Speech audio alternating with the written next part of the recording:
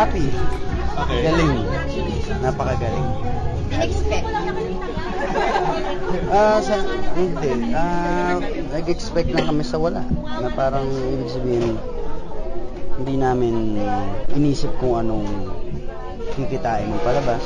Basta ang ginawa namin ang the best namin sa movie na to. At alam namin na maganda tong palabas na ginawa namin. Super saya namin lahat, of course.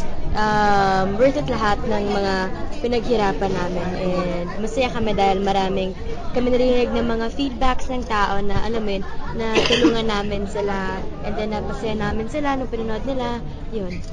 Kasi yung character ko, ako yun. Ewan ko, siguro, kaya medyo, hindi man ako nadalian, pero naging komportable ako dun sa character ko. Tsaka, na-feel namin kasi sa location, lahat, na-feel namin na kung sino kami talaga. So, yun lang, niyakap ko lang yung character ko siguro. Tinulungan ako, of course, ni Direk May and ni Ate Cormy, yung writer namin. Sila talaga na andyan para i-guide ako kung tama or mali yung ginagawa ko.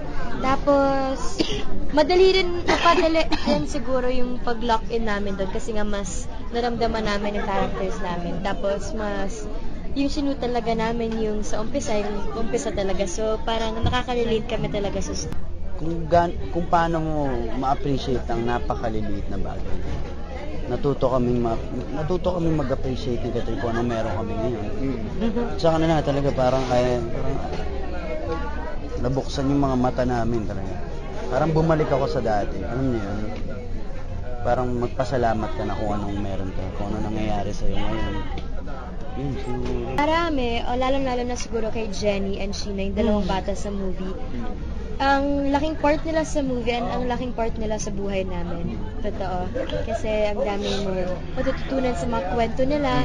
Pag itinan mo sila, parang eye-opener nga siya. Na makita mo na ito talaga yung nangyayari and dapat tayo maging thankful sa lahat. And sobrang napamahal sila sa amin talaga. Lalo na yung dalawang bata. Siyempre, maraming salamat po sa lahat. Kasi nasa isip ko na yung cast niyo. Kaya sa lahat ng mga cast niyo po, maraming salamat.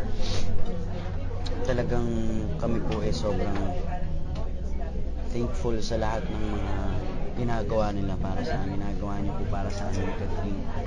At sa ganitong paraan na lang din namin siguro may babalik sa inyo ang paggawa ng mga ganitong palabas. Talagang masaya. Hindi namin alam kung maganda pero gagawin namin yung best para mapasaya din sila.